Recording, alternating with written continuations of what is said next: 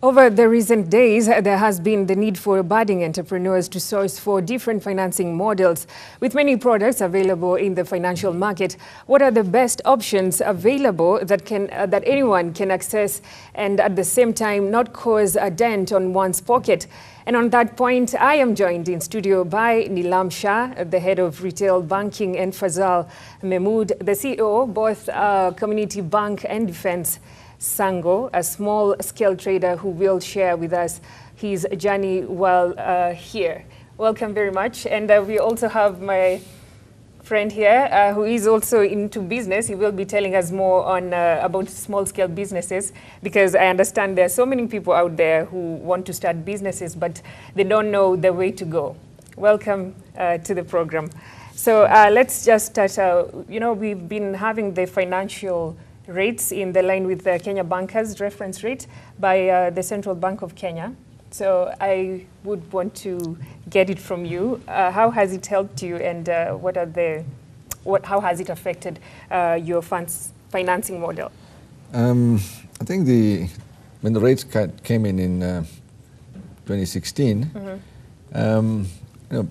obviously banks would have to relook. The profitability, their income would go down. We did that fairly quickly, and our focus still remained, and we believe we're an SME bank, so we wanted to continue on that path. But I think what happened, and I don't think we changed our model of business. I think the way we started to go around our business was a little bit different. Being focused on SMEs, we also then started to look at what are the most viable businesses? Which are the businesses that we want to get involved in? How best can we assist businesses that may not qualify for funding? And through that process, I think we've, as banks and all the banks, in terms of the risk profiles, we started to look at much more closely on the risk, and I think that also helped entrepreneurs in looking at their business plans, business models much more closely than previously was. Now, I believe there are so many people who come to you, they have ideas of a certain business, and especially for the youth, let's just say they don't have the history of business, they don't know where to start. So how are you able to differentiate between a viable business and the one that is not viable? Yeah, part of the issues that, what we would look at, and through our due diligence process, we would want to see if people are bankable. So people need to bank with us for a few months. Between 6 months, we'll be able to get a history of what's being banked. And then subsequently, we would now look at the person and says, is there some degree of stability? Is the business that they want to do making sense?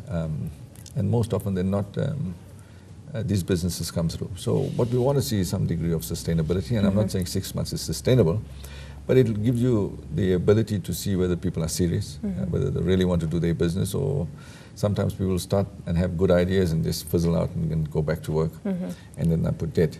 So how do we check these good companies from bad companies? I think firstly we look at the jockey, the entrepreneur itself, and how serious the entrepreneur is, what the entrepreneur wants to put in. And many a times, people that really want to succeed sacrifice their own as well. So that's one of the points that we would look at. And normally, new businesses don't have a lot of financial history. They don't have track records. And then we will have to look at it. And entrepreneurs are great because they're big dreamers. And that's good. And bankers are probably more conservative. So we'll probably tell you, if you want $1 million, we say, don't take $1 million now, let's take 200 and see how this thing goes, and then slowly we progress. So I think that's the way we would normally look at businesses. Okay, and I think I will throw the same question to Fazal. What is a viable business to you? We will also be coming to you because you're into business, and you'll be telling us what exactly you're doing. Okay, Fazal? No, that's Neelam. Nina. A viable business to me would be, first I need to understand what the business is. I would need to speak to the entrepreneur and see, does he really own the business? Does he understand what the business is? Is there a demand for the business? Most often than not, entrepreneurs come with dreams. They know exactly where they want to go, but they need help in getting there. So they will come and they'll tell you, I see I see a demand for this, and they tell you their story.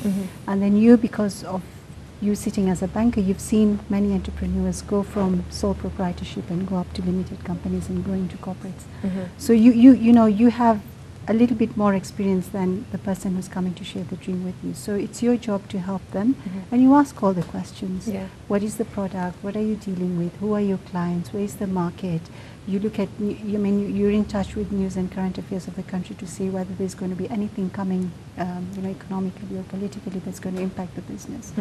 And you help them write out a business plan. You help understand what the project is. And, you know, after you've asked all the questions that we ask and we see, right, this is something, this guy's onto something and we're going to help him. And then we help them draw up the business plan, help to sell it to the bank's credit committee and help them go in. And then obviously there's a lot of optimism.